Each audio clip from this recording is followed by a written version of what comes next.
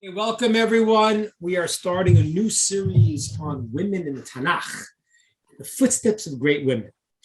And what we're going to do is we're going to pick different women to speak about, but we're going to also talk a lot about different women's issues. And we're going to hopefully get into some very interesting things. We'll try not to sugarcoat anything to make sure that you can have your ideas, understand things, and try to really get into sorry, I'm going to mute this for a second. Just to get into all of the different understandings of women's issues. Okay. Now, a lot of times I say, it's good to have a woman saying this, because, if I'm saying it, you might think that the man saying it doesn't understand this and that.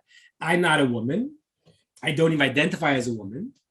But I'm going to say it because we're going to share the ideas as they are brought. And we're going to see this is crucial because people have a tremendous misunderstanding. They quote the, Chazal statements of our sages that seem to be denigrating one sex or the other. It's foolishness. We'll explain it. But there are places where the sages talk about the shortcomings of men and shortcomings of women and the strengths of men, strengths of women. So this is not a question of denigrating, God forbid, but we do have to understand the qualities of men, the qualities of women, what things change, what things don't change, what things are part of the nature, what things are societal. We have to get into all those understandings because it is a crucial topic. Now we're going to do it through the first woman that is in our series. And I guess in a certain sense, this woman is really the greatest of the great. So much so that the Talmud says that everyone before this woman, in the face of this woman, is like a monkey in front of a person. Wow. Who is this person? This is Sara. Sara. Fascinating because it doesn't say, then it compares to Tanach and to Adam, but in terms of the other people, it says Sara is in a certain sense, is the greatest, which makes sense because she is Sara Imenu. She is the first of the matriarchs. And she is in that sense the consummate person, the ultimate person, and in a certain sense, the ultimate woman.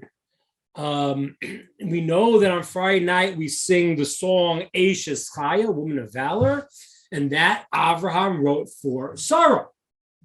That was, he eulogized her with the song Eishes Chaya. So this song, although it's talking about deeper levels, it's about Torah, it's talking about Jewish people, it's talking about women, it's talking about Sarah in particular as it was written for her. So that's how he wrote it. So let's try to understand Sarah. And I'm going to even try to understand with you some of the verses of Eishes Chaya, because in our session tonight, we're going to actually hit on some of these verses. So, for example, it starts out, Batach Balev Baila, her husband trusts her. He has complete trust in her. Vishala lo yachsar, and there's no shortage of these spoils. Shalal is usually money that you get in a war or something, but there's no shortage of the spoils of the riches that come from wherever it comes from through her. What is that referring to? We'll see. It's going to be referring to the story of Paro with Sarah. Another verse we're going to talk about is it says, Zamama sadeh v'techayu. She wanted to get a field. What field? So it says she wanted to get, and because of her, we got the field with the cave in it. What's that? Marasa Machpelah, the cave of the matriarchs and patriarchs, which is strange because we know Avram seemed to have bought it after she died. But Eishes Chaya says she was the one, because of her, we got Marasa Machpelah. And then there's another one I want to discuss today, which is going to see when it says, Darshat Semer Ufishtim. She sought out, Semer is wool, and Pishtim are flax. She sought them out. which is very weird because you can't mix wool and flax. What do you mean she sought out Darshat Semra Pishtim? She sought out wool and flax. What are these things talking about? And so we're going to hopefully reveal some of these things as we understand the incredible picture of the greatest of great, Sara, our mother. Now, the thing that's a little hard to understand about Sara is, she's so great. And we're going to see in tonight's session that she is the one that fixes up the sin of Chava. Avram is going to fix up Adam, as well Yitzhak and Yaakov, and Sara is the one who fixes up Chava, to the point where it says when they found the cave of the Ma'aseh Machpelah, the cave of the matriarchs and patriarchs, what happened was, it says that Adam and Chava protested. They didn't want Avram and Sara to be buried there with them. Why not? So it says because they felt that they would be embarrassed because they didn't succeed apparently in their mission, and Avram and Sara did. So Avram and Sara had to convince them, no, it's going to be a rectification for you. We're an extension of you, and therefore it's rectifying what you made a mistake, but we're part of that. We're part of this process. And by the way, that's even why it says, a fascinating teaching says, why did Hashem not start with Avram and Sarah? Why start Adam and Chava? So it says, an amazing thing, it says, because if Adam and Chava would have sinned, so Avram and Sarah come to fix it up. So Sarah is going to fix up the sin of Chava. Now, that's great. The only problem is, what do we know about Sara in terms of the stories that happened that makes us aware of Sarah's greatness? We have some strange stories about Sara, and they don't really show us, I don't know, they don't, on the surface, you don't see what was so great. So let's start with one. One of the challenges that happened to Avram and Sarah was when Avraham and Sarah went to Egypt. So Avraham tells Sarah, say you're my sister. And it's a very strange line. It says, Lamani tali bavarech. That it'll be good for me if you tell them that. Okay, so the end of the verse makes sense, and I'll live. I'll live. But Rashi says, what'll be good? They'll give me money. It's like, I'm trying to get people's money. What does that mean? It's okay. There are commentaries that say because Avram knew if people in those days, if you wanted to marry a guy's sister, you give him presents so you could figure out who had their eye on Sarah. But I have to explain that. But the strange thing is, everyone asked the question: how did Avram put Sarah in this tremendous danger? So says in the Zohar that he saw she was protected. The Shekhinah, the divine presence with Sarah. Avram saw she had protection wherever she went. And that is what happened. She had the divine presence with her. An angel was with her, protecting her all the time. And Avram saw that she had merited that, and he didn't see in himself that level of protection. And therefore he knew she'd be okay. And that's exactly what happened. She ends up going into Paro's house, and there's an angel protecting her there, and then she tells him to hit Paro and 10 times, and that's going to be a precursor to the 10 plagues. Okay, so it's a very nice story, and we can maybe understand why Avram did it. I guess because he understood that she would be okay, but we don't really see how that reflects on Sarah's greatness. We see she got taken and she had an angel, and the angel's hit, and now she was protected. Okay. We don't see what that means to us in terms of who she is and her traits and her greatness. That's one thing I want to explain, that story. The second story I want to explain is the whole story of Hagar and Sarah. This is a really weird story, right? She says to Avram, she can't have children, go and be with my Amma, my handmaid. Now, it seems apparent, there's some discussion amongst the sages, it's apparent she did not free Hagar. which is strange because usually it's forbidden for a person to live with a slave person. And so she didn't seem to free Hagar, right? In the story of Yaakov, so they freed Bilhah and Zilpah, and they became regular Jewish women, and they married him. But here it doesn't seem that happened. So Avram listened to Sarah. We know Sarah was greater than Avram in prophecy, so she listened to him, and Hashem said, "Yes, it's right." In different cases, but why didn't she free her? And she told Avram to have relations with this woman. And then what happens is, if you remember the story, Hagar gets pregnant immediately. First time, so Avram gets pregnant. And it says that she then started looking down Sarah. Said, hey, you know what? Sarah's been with Avram so long, she hasn't gotten pregnant. I got pregnant the first time, so she's not really a tzedekah, she's a phony.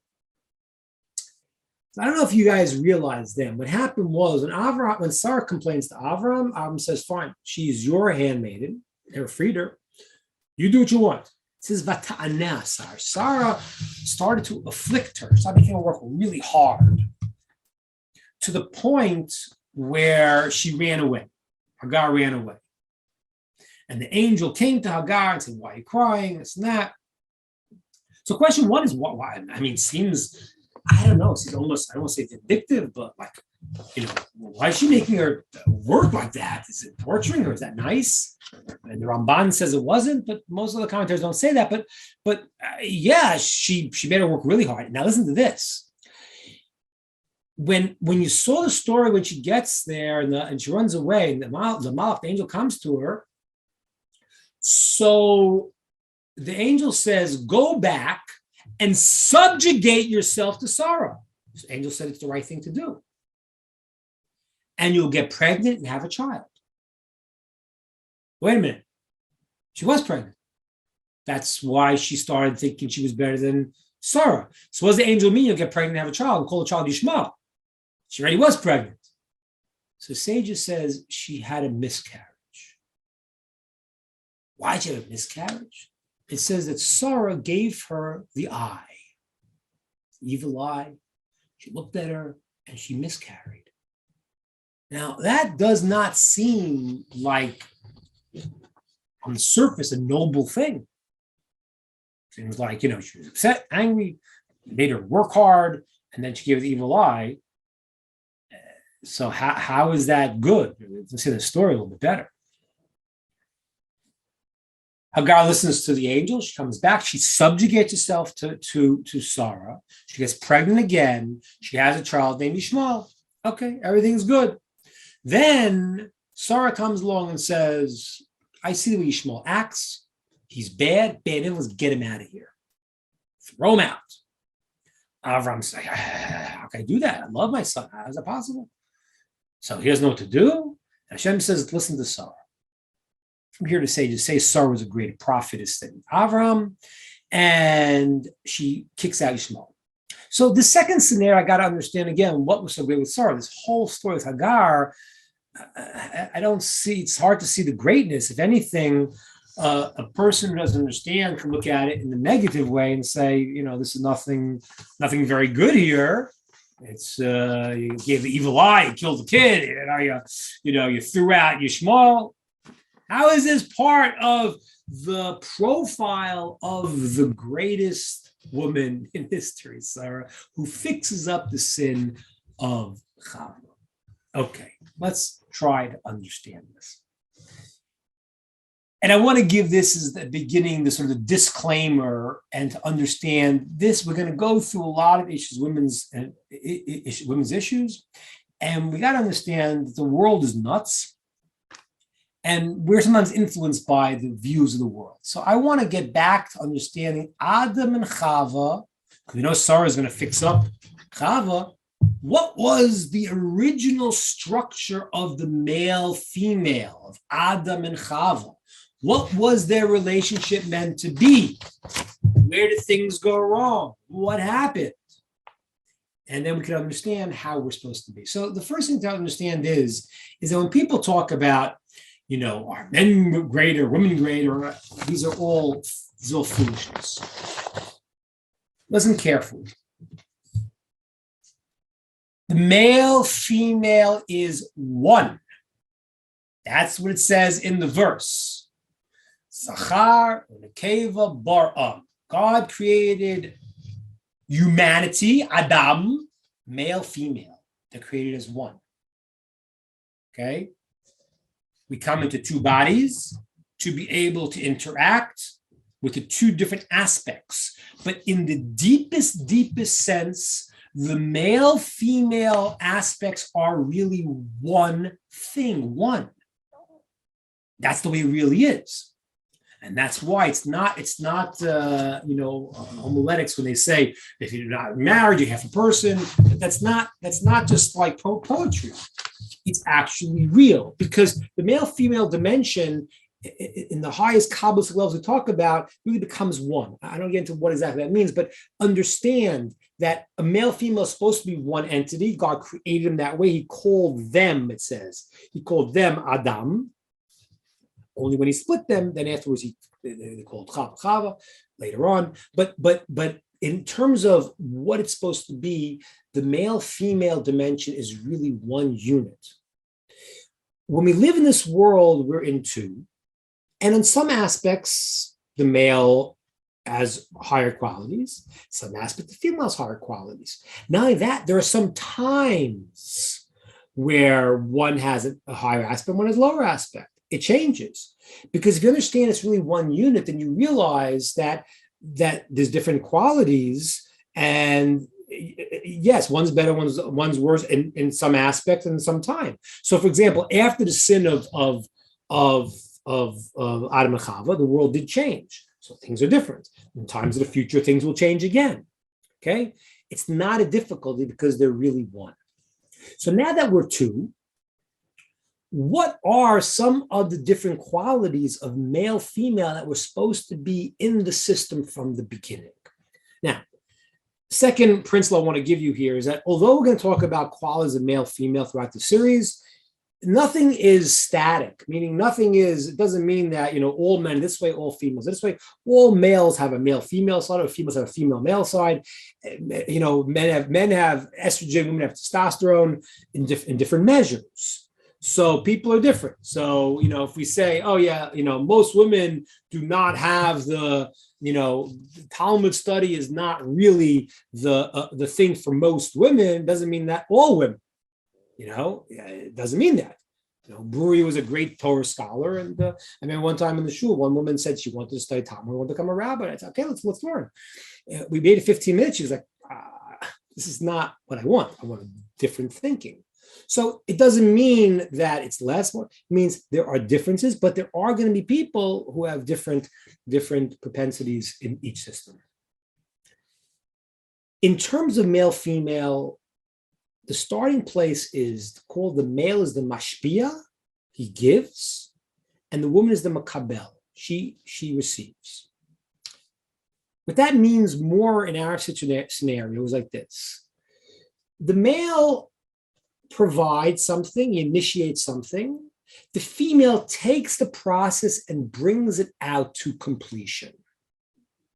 There are places where it's called like I don't want to be misunderstood. It's one place it's called body soul. It's really called chomer and sura, light and a vessel. But it's like there is a quality that the male begins a process. Look at the biology here. The male gives the seed. The woman takes the seed and expresses it and brings it out into the world. So they're supposed to be one unit.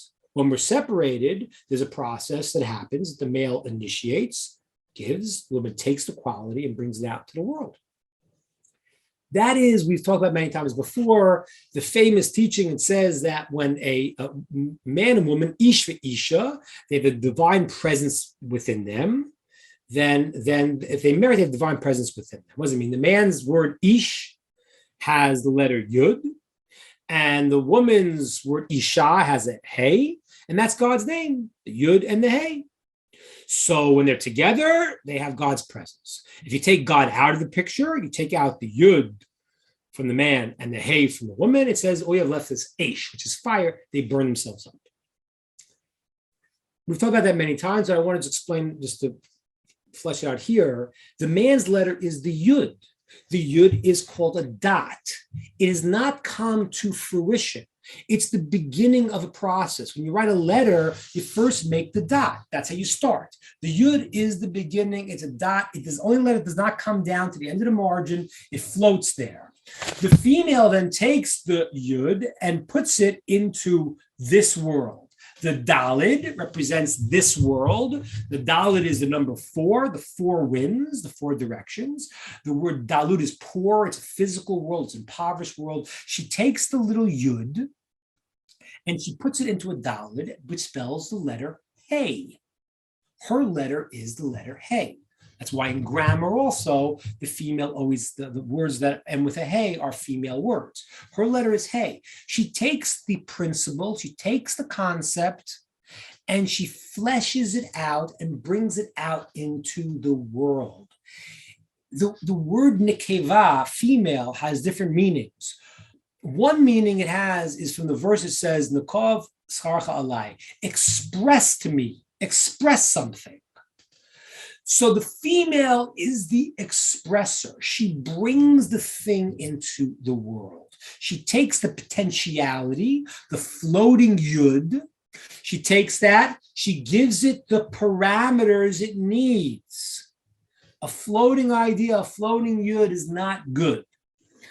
A taking of it and bringing it out into the practical way is the female quality. So in the highest levels, when they're one, it's very easy to see that. Yes, so it's a one niche. When we separate, we start to say, well, which one's better? Well, no, they're different. So the male begins the process, he initiates, he's an idea, he's a floating yud, and the female takes it and she creates the parameters through which she's able to express it. And if you look at that, that's a simple biology, right? I mean, the man gives millions of seed and she picks the one and she says, this is the one we're going to build. This is the one we're going to express. We're going to work with. And if you look at it, you see that's why women, are much more inclined towards relationships. Why? Because it's work. I want to come and to express something.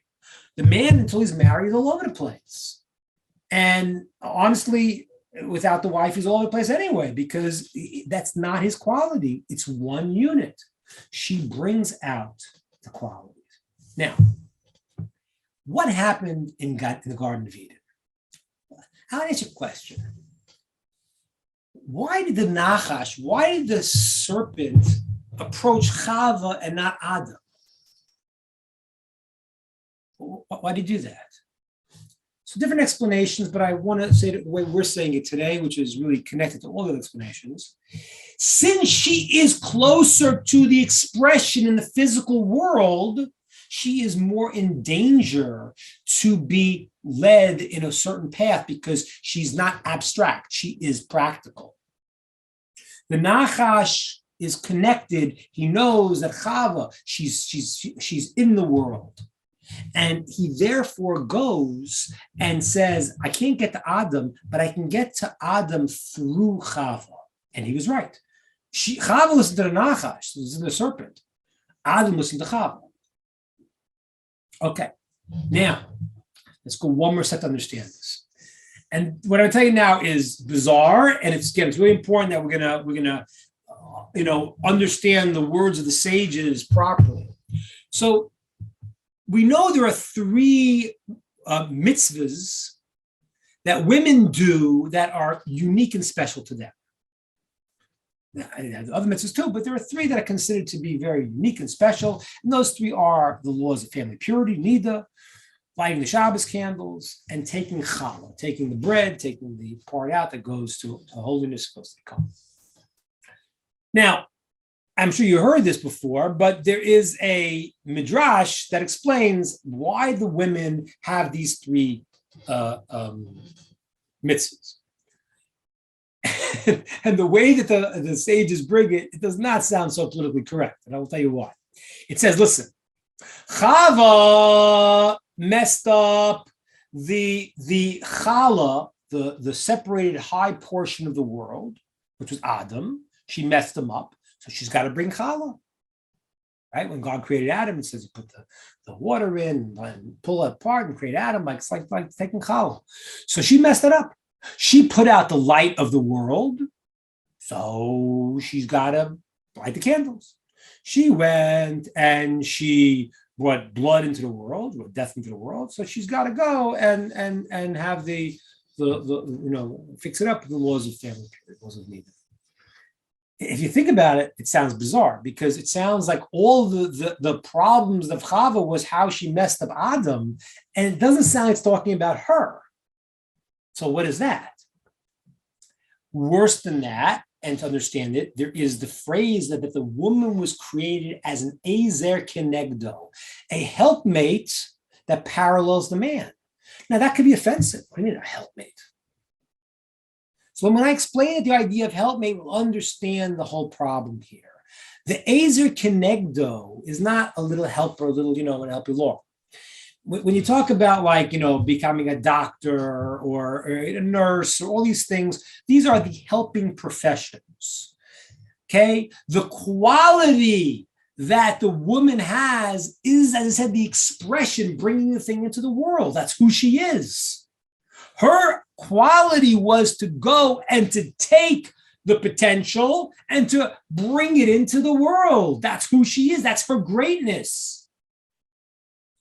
And therefore, the ezer kenegdo, the helpmate that parallels, not a helpmate, it's a parallel system with the woman's quality being the ability to be ezer, to bring out, to take the qualities that are in potential and make them real. That is the female greatness. Now, Chava made a mistake. Because what happened was, as the person who brings the thing into reality, she had to go and say, no. This whole tree of knowledge, good and evil is not the right thing to do. What did she do? Instead of expressing the ideal of the world, she ended up mixing good and evil all together. She created a mess, a mixture. It says that the tree was taiva la'inayin, it was desirous for the eyes. So she's like, okay, I'm not discerning.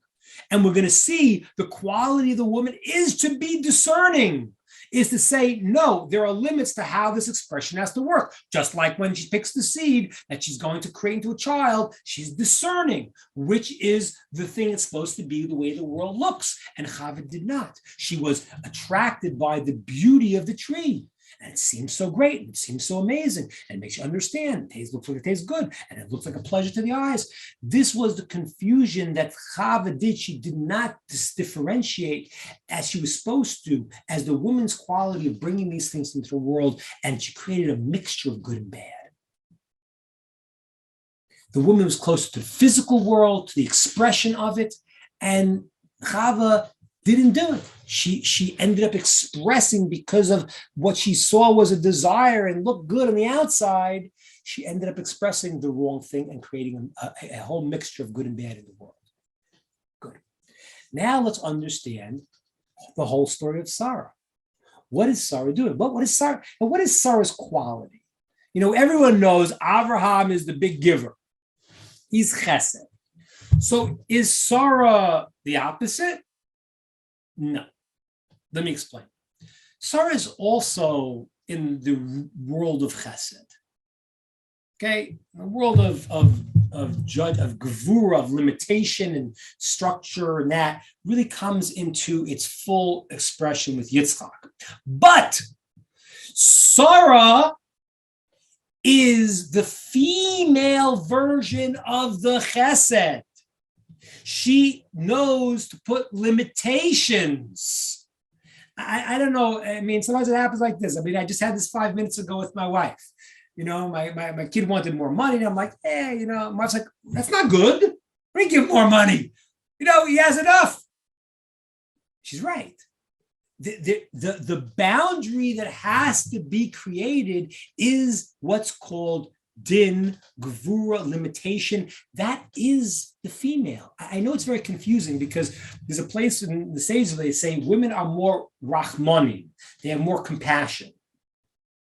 And that's true. They have a rechem They have the womb, which they can understand the potential of what the future could bring.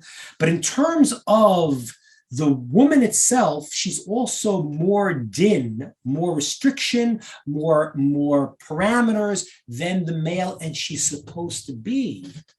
And that really, if you look in relationships, that I mean, it happens again. It's not always, because there are people, the families that are different. It's true, but generally speaking, the father is like, yeah, and the wife's like, no, it's not good. We need to limit it. Not only that, by the way, that really is the interaction of the husband and wife. And that's really where even they get into problems sometimes, because a wife, as the quality of an Ezer Kenegdo, a helpmate that parallels him, or a helpmate's a bad word, the expressor, the one who brings out the quality that parallels him. So as that, she kind of holds up the mirror to the husband and says, you're not making it. She's actually picking up where he's falling short, because she's got to create the parameters, which sometimes creates conflict, because the husband does not like to be told he's not making it. But yet that's part of her job. Now, the wise woman will find the way to communicate that in a way that will be heard. The foolish woman will try to step on her husband and turn him into a doormat by telling him what he has to do wrong, which is not good, because either he's not going to listen, which he probably won't, or if you make him the doormat, he wants to be married to a doormat.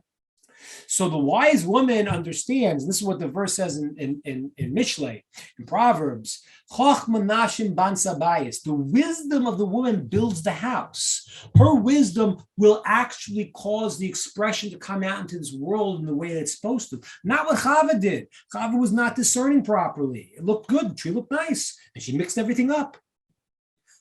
Sara is now the quality of saying, I'm not going by the way this thing looks on the outside. I'm like Aaron, I want to give chesed, but there's got to be the proper parameters that is going to make this work. That's my job as the woman, to bring out the greatness in potential and make it real. And that's exactly what happened with these two stories that we talked about. The story of Paro is unbelievable. The sages tell us, it was amazing. I saw about Saga Cohen. They say that the story of Sara being taken to Paro, we know that's a precursor to the story of coming out of Egypt.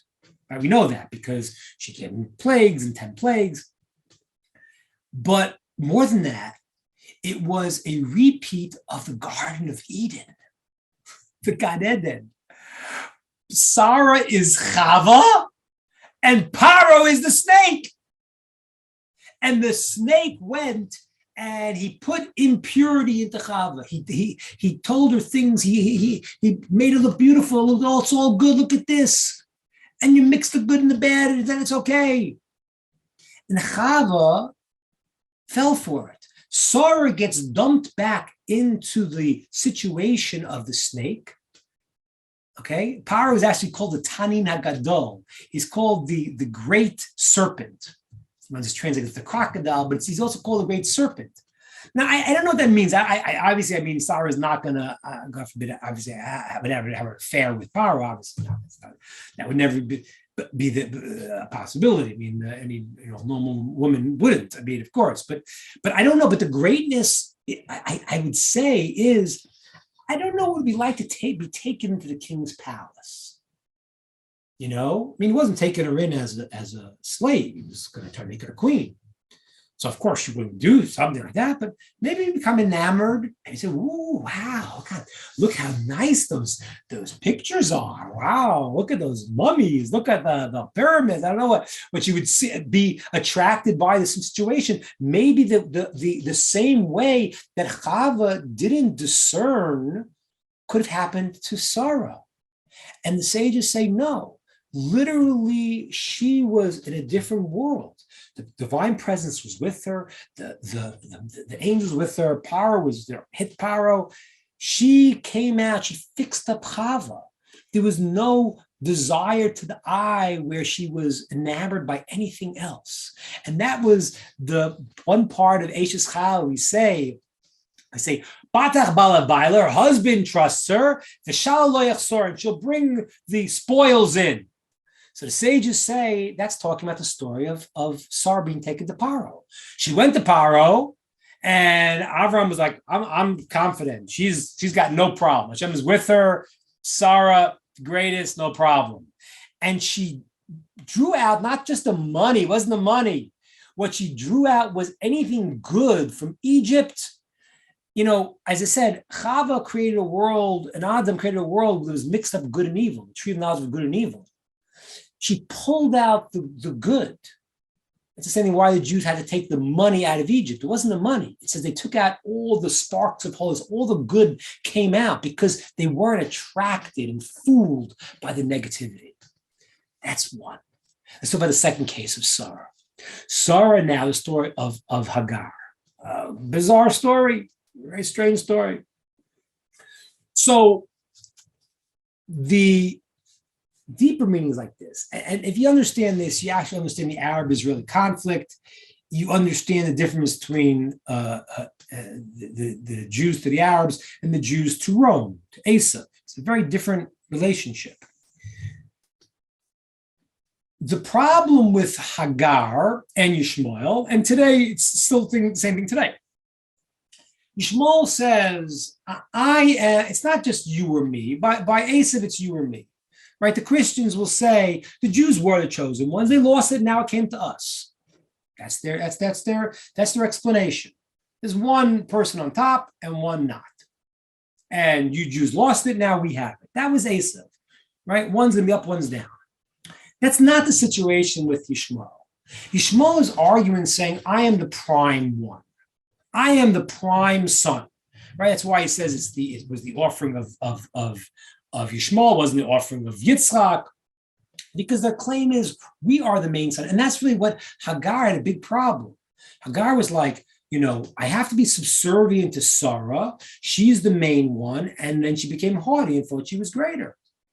And that's true to this day. Yishmael's problem is that, no, the Holy Land is mine because I'm the main son. There's the inability to accept that he's not. Now, why is he not? So it says Hagar came from Egypt, which is a physical place, a lewd place. And what happened was that he was a ben ha'ama. He was a child of the handmaiden, which means like this. We have different parts of us. We have the physical part and we have a spiritual part. We don't cut off the physical part and say, no, ignore your body. It's not either or. You need to take care of both. You need to eat. You need to, take care of your physical nature. You have to take care of your spiritual nature. So they both have to be in play. But which one's the prime one? Is it that the soul is dictating to the body is dictating to the soul? The Amma, the handmaiden, refers to the physicality, the body. And Sara understood that Hagar was somebody from Egypt who was very steeped in the physical. They're called chamorim. They're called like horses or donkeys. So there's a certain physicality of the Egyptians, and she understood that. And she said, Hagar, you're gonna be okay as long as you understand that your physical has to be subservient to the spiritual. She was the handmaiden to Sara, who was the spiritual. And that's why she tells Abraham to marry Hagar, to have a child, but she's still going to be a handmaiden. I will raise the child. And by the fact that she's going to be subservient to me, I'll make sure that she's going to do this thing right. It was, again, the physical expression of the world. Sara was going to make sure it came out properly. What happened was when Hagar became pregnant, she was like, I'm the main one. The physical is more important. Fine, you could learn a little Torah, you could do a little mitzvahs. Fine, I don't care. You could do a little bit of good stuff. You could pray 5 times a day. You could do that. But the main thing is I'm going to live my life in the physical way. That's the main thing. So Hagar rejected Sara. When she rejected Sara, what happened was she cut herself off from the physical being expressed properly. At that point, so Sara said, I have to make you work hard. You need to resubjugate yourself to the purpose. She ran away. It says that Sara looked at her and she miscarried. What does it mean? So I saw in the mystical writing that says that the child that was impregnated was so steeped in that physical, just like the first child of Chava was Cain. This child was that way also.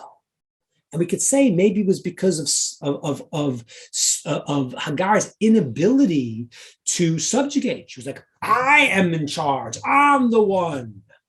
Not the spiritual leader, Sara. And so when Sara looked at her, what it means, she gave her the eye. It's a fixing up of the eye of Chava. That Chava looked at the tree and it looks good.